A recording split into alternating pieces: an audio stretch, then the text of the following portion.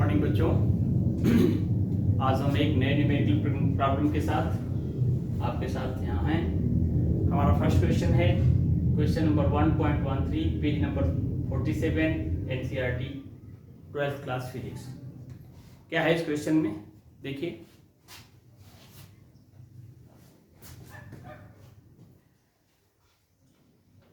This is the region of uniform electric field in the plane of white board. और उस electric field का direction क्या है? Downward है। इस uniform region of electric field में तीन charge particle number 1, particle number 2, particle number 3 allowed to enter with some initial velocity not equal to 0 along x axis.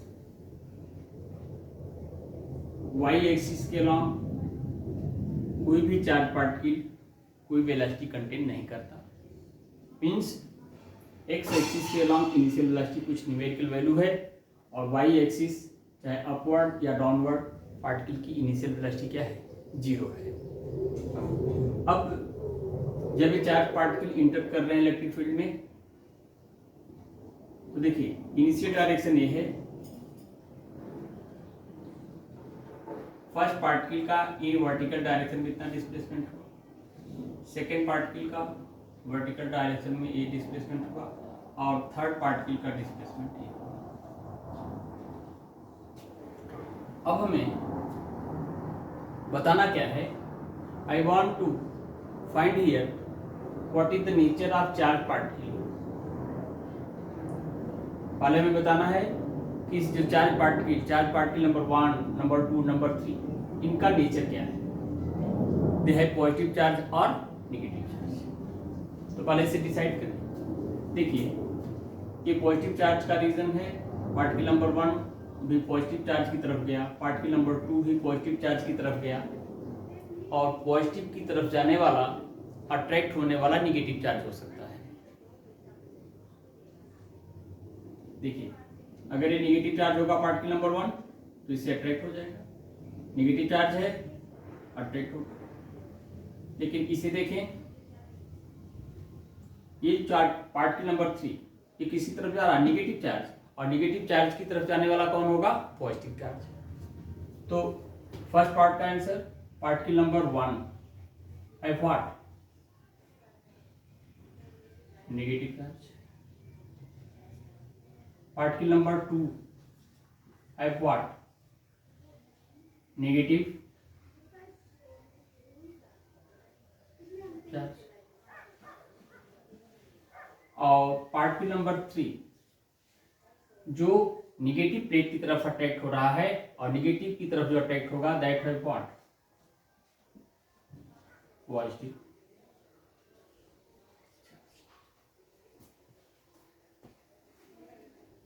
इतनी बात हमारा हर बच्चा समझ लेता है, इसलिए इसमें हम बहुत ज्यादा टाइम नहीं देंगे। सेकेंड पार्ट है for which particle ratio of charge to m is what? Maximum. देखिए तीन चार्ज पार्टिकल है, ए भी चार्ज पार्टिकल है, ए भी चार्ज पार्टिकल है, ए भी चार्ज पार्टिकल है। तो कोई भी पार्टिकल है that must have some mass. हमें यहां पर क्या करना है? We will try to find which one of them have maximum value of charge to mass ratio that is q by m is what? Maximum. इसके लिए अब हमें मानेंगे कि ये जो region of uniform electric field है, यहाँ के इलेक्ट्रिक फील्ड क्या है? E है। और सब पार्टिकल के अलग अलग चार्जेस होंगे, लेकिन जैसे ही इस in the region of uniform electric field charge particle enter करेगा तो उसके ऊपर फोर्स लगेगा F is equal to Q into E। अब अगर हम न्यूटन सेकेंड लॉ अप्लाई कर लें तो F is equal to what? ma। इन दोनों को एक साथ यूटिलाइज कर लें तो ma equal to Q into E। We are taking only magnitude. A is equal to Q by m into E। अब देखिए whether we have charge particle 1, charge particle two R3, सबके लिए इलेक्ट्रिक फील्ड क्या होगी? Uniform होगी, same होगी, लेकिन there values of Q and M will be what? Different. Charge particle have maximum value of Q by M, have maximum acceleration. अब जरा देखिए, when these charged particles enter into the region of uniform electric field, they have no velocity either upward nor downward. लेकिन जब electric field में inter करते हैं तो they acquire some velocity. Charge particle नीचे की तरफ आया, नंबर 3, 2 और 1 ऊपर तरफ है. इसका मतलब क्या है? ऐसा क्यों हो रहा है कि जैसे ये चार्ज पार्टिकल है, इसके ऊपर फोर्स लगेगा, ये इसके अंदर एक्सेलरेशन आएगा. अगर ये नेगेटिव चार्ज है तो ऊपर गया, पॉजिटिव चार्ज है तो नीचे आया. अब देखिए, अगर हम देखें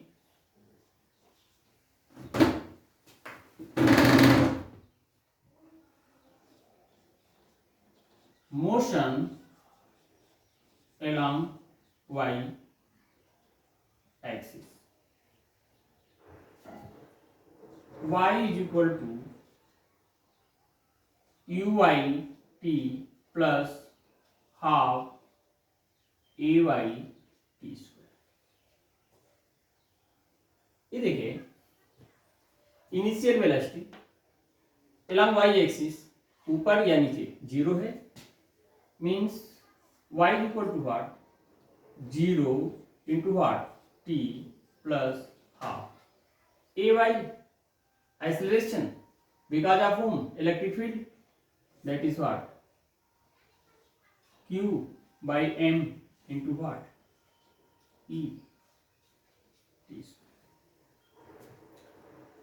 अब आप देखिए,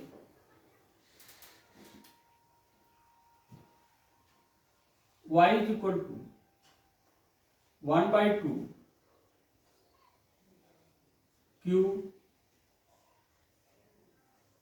by m e t square. देखिए time, whether we have charge particle 1, whether we have charge particle 2, whether we have charge particle 3, इनकी x एक्सिस के along वेलोसिटी में कोई चेंज नहीं हो रहा है. इसलिए x एक्सिस की जो डिस्टेंस है, यहां से यहां तक जाने का, यहां से यहां तक जाने का और यहां से यहां तक जाने का, तीनों का क्या होगा? सेम होगा. तो अगर हॉरिजॉन्टल x एक्सिस के along मोशन के लिए टाइम सबका सेम है, तो वर्टिकल के लिए भी सबका टाइम क्या होगा? सेम होगा. फिर से सुनिए, चार्ज पार्टिकल यहां एंटर किया, either 1 or 2 or 3, 1 2 3. जब यहां आ रहे हैं तो सबकी horizontal distance, that is distance along x axis, distance along x axis, distance along x axis, सबकी सेम है. और हॉरिजॉन्टल डायरेक्शन की जो वेलोसिटी है, that is velocity component along x axis, वो कांस्टेंट है, उसमें कोई चेंज नहीं है. इसका मतलब हॉरिजॉन्टल डिस्टेंस ट्रेवल करने का टाइम सबके लिए सेम होगा. और हॉरिजॉन्टल का टाइम अगर सेम होगा तो वर्टिकल के लिए टाइम भी क्या होगा? सेम होगा. इस डिस्टेंस का टाइम t है, इसका t है, इसका t है, सबका बराबर होगा. तो अब जरा देखिए, ई सबके लिए क्या हो गया? सेम हो गया. t क्या हो गया? सबके लिए सेम हो गया. लेकिन डिस्प्लेसमेंट हम देख रहे हैं सबसे ज्यादा किसके लिए है? नंबर 3 के लिए. तो अगर y मैक्सिमम है, y इज व्हाट? मैक्सिमम. ई सबके लिए सेम, टी सबके लिए सेम, 1/2 सबके लिए रहेगा. इसका मतलब y मैक्सिमम होने के लिए q by m should be what? Maximum. और y मैक्सिमम किसके लिए है? 3 के लिए है. इसलिए हम कहेंगे q by m का रेशियो चार्ज पार्टिकल नंबर 3 के लिए क्या होगा? मैक्सिमम होगा. This is the question. Okay, let us see next question.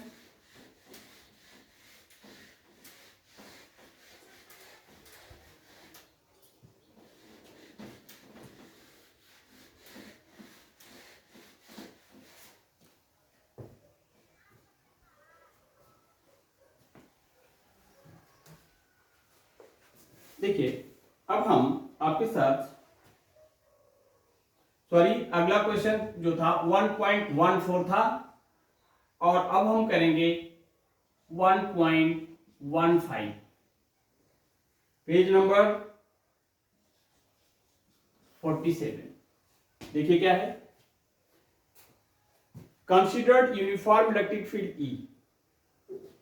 Uniform electric field है ई इक्वल टू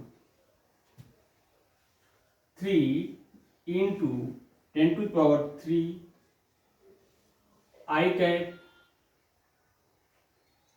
न्यूटन पर कूलम। जैसे अगर हम मान लें कि this is what, X axis, इधर का यूनिट वेक्टर क्या है आई कैप, तो इलेक्ट्रिक फील्ड की डायरेक्शन क्या होगी, यही होगी। अब इसे हम क्या मान लें, वाई एक्सिस, और इसे क्या मान लें, Z axis. First part, what is the flux of this field through square of 10 centimetre on A side whose plane is parallel to yz plane। अब जरा देखिए, ये वाई एक्सिस हो गया। अब हम यहां पर एक प्लेन ले लेते हैं,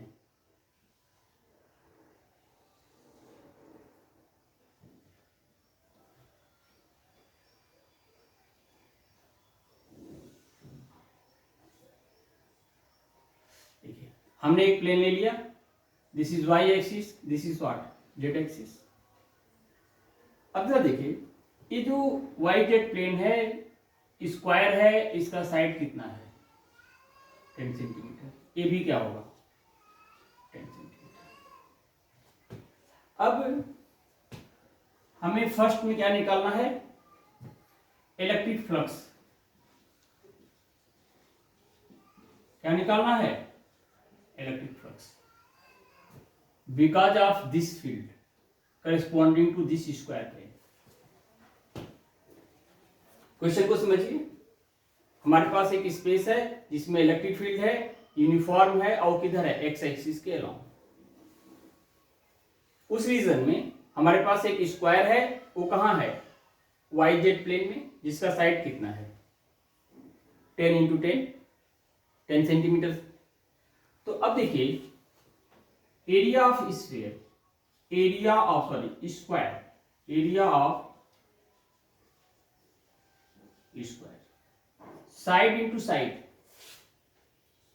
10 इंटू 10 सेंटीमीटर स्क्वायर, और ये हो जाएगा 100 सेंटीमीटर स्क्वायर को मीटर बदलने के लिए 10⁻⁴ मीटर स्क्वायर से बदल देंगे। अब अगर हम सरफेस वेक्टर की बात करें करेस्पॉन्डिंग टू दिस स्क्वायर, देखिए surface vector is what, perpendicular to the plane. ये स्क्वायर कहां है, वाई जेड प्लेन में है, तो इसका जो परपेंडिकुलर होगा, उसका जो नॉर्मल होगा, वो किधर होगा, एक्स एक्सिस के नाम होगा। यानी सरफेस वेक्टर क्या हो जाएगा 100 इंटू 10⁻⁴ आई कैप मीटर स्क्वायर। फिर से हम कर रहे हैं, electric field along x axis whose value is given here, there is a square lying in yz plane whose side is what, 10 centimeter. The area of square 10 into 10 square centimeter, we have converted into meter square into meter. अब देख रहे हैं square lying in yz plane, surface vector of this square will be perpendicular to the square, that is what, अगर square yz plane में है तो इसका perpendicular क्या होगा, x एक्सिस के लंब होगा, यानी सरफेस वेक्टर किधर होगा, x एक्सिस के लंब, इसलिए हमने यहां आई कैप यूज किया। अब हमें फ्लक्स निकालना है, phi is equal to, electric flux is equal to E dot, that is what, E S cos theta, where theta is what, angle between surface vector and electric field. In my present case E is what, देखिए यहां पर केवल magnitude, that is 3 into 10⁻⁴। Surface vector का magnitude, that is what, 100 into 10⁻⁴ cos theta. Electric field की direction किधर है, X axis के long, और सरफेस वेक्टर की भी डायरेक्शन किसके लॉन्ग है, एक्स एक्सिस के लॉन्ग। मींस थीटा क्या हो गया, 0, cos 0, और cos 0 का value 1। Come here 3 into 100, 300, 10⁻³ into 10⁻⁴, that is what, 10⁻⁻1, और ये क्या हो जाएगा, 30 न्यूटन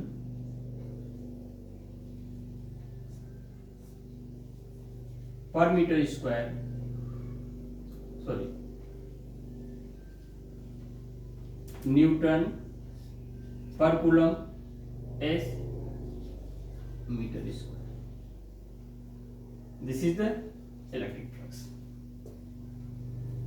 सेकेंड पार्ट में क्या कहता है, जरा इसको देख लें हम लोग।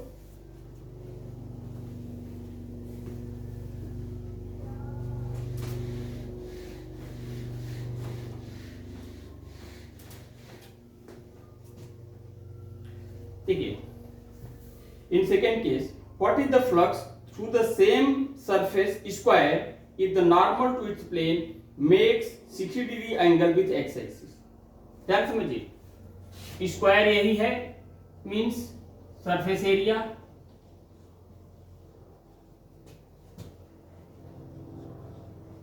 क्या होगा 100 into 10⁻⁴ metre square. Electric field वही है 300 I कैप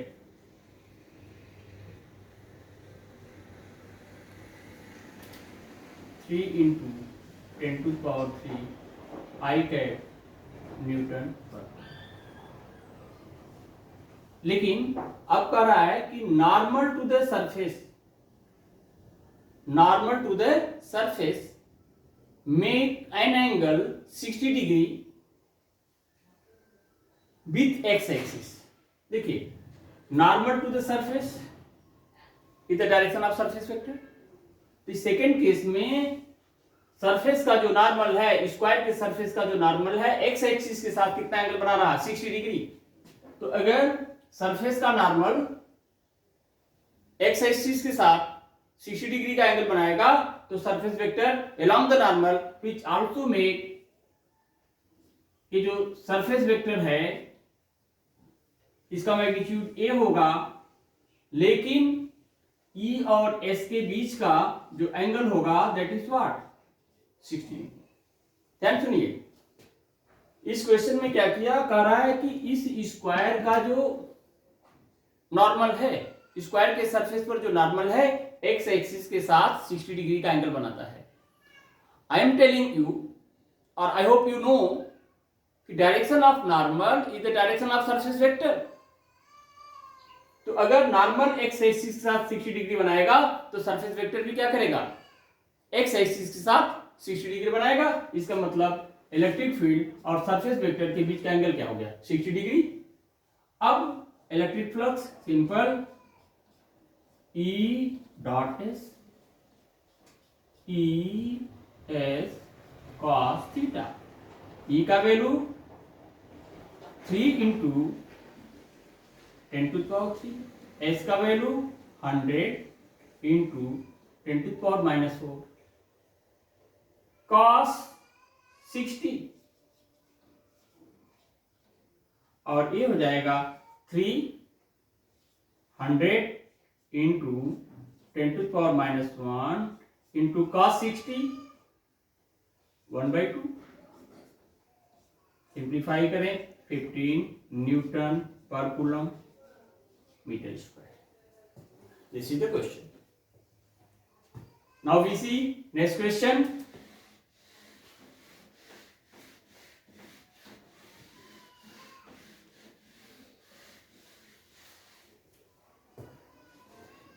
देखिए, अब एक क्वेश्चन है,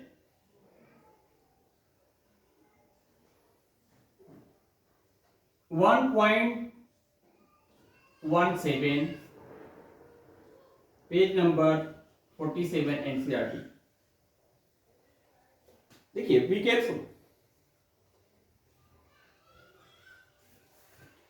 Careful measurement of electric field at the surface of a black box indicates that net outward flux through the surface of the box is this. What is the net charge inside the box? If the net outward flux through the surface of the box were 0, could you conclude that there were no charge inside the box? Why or why not? Question को ध्यान समझिए। अब जैसे कह रहे हैं कि हमारे पास एक बॉक्स है, ठीक है, हम एक क्यूब के शेप में बॉक्स बना लेते हैं। देखिए, बॉक्स का शेप कुछ भी हो सकता है, लेकिन हमने एक बना लिया, जो भी आपको लगे, क्यूब लगे, क्यूबाइड लगे, नो मैटर, लेकिन ए बॉक्स है। अब कह रहे हैं इस बॉक्स का जो नेट आउटवर्ड फ्लक्स है, phi is equal to what? 8.0 10⁻³ newton पर कूलम मीटर स्क्वायर। तो first part, what is the net charge inside the box? कह रहे हैं इसके भीतर टोटल चार्ज क्या है, और इसके लिए हम गॉस थ्योरम अप्लाई कर देंगे। क्या अप्लाई कर देंगे? Gauss theorem. क्या है गॉस थ्योरम भाई? Phi is equal to Q by epsilon naught. Q is what? Net charge. Net charge means what? Total charge within the closed surface. Question देखिए, ये फ्लक्स दे दिया, एप्सिलॉन नॉट का value हमें पता है, एप्सिलॉन नॉट होता है 8.854 इंटू 10⁻⁻12 यूनिट। तो Q इज इक्वल टू यहां से क्या हो जाएगा भाई? Phi epsilon naught. Q phi का वैल्यू 8.0 इंटू 10⁻³ एप्सिलॉन नॉट का value 8.854 into 10⁻⁻12। Overall this is what? Charge, that is what? Coulomb. Calculate आप कर लेंगे। सेकेंड पार्ट में क्या कर रहा है? If the net outward flux through the surface of the box were 0। Second part में कह रहे हैं कि इस बॉक्स का अगर ऐसा हो जाए कि नेट फ्लक्स क्या हो जाए? 0। तो देखिए, फाई इंटू एप्सिलॉन नॉट, यहां से देख लें क्यू का वैल्यू क्या है? Phi into epsilon naught. लेकिन ये क्यू क्या है? Net charge within the box. Q net, phi is what? 0, epsilon naught is what? 8.854 into 10⁻⁻12। Overall is what? 0। Net का मतलब क्या है? Total charge. तो अगर फ्लक्स 0 है तो नेट चार्ज क्या होगा? 0 होगा। अब नेट चार्ज अगर मान ली +2 कूलम हो जाए और दूसरा चार्ज क्या हो? -2, इस केस में भी क्या है? नेट चार्ज 0 होगा। तो इस तरह से कॉम्बिनेशन ले लेंगे। कहने का मीनिंग कि अगर नेट फ्लक्स 0 है तो नेट चार्ज 0 होगा, लेकिन इसका मीनिंग ये नहीं है कि there is no charge within the box.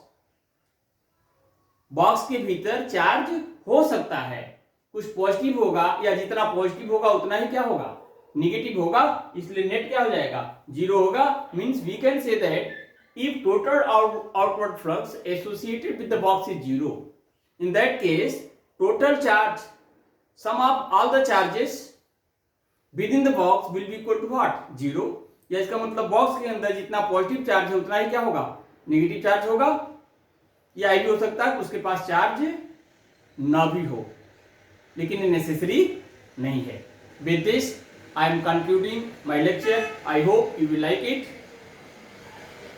Again I am saying, please see my entire video, like, subscribe and make their own comment. It's okay, bye, 40.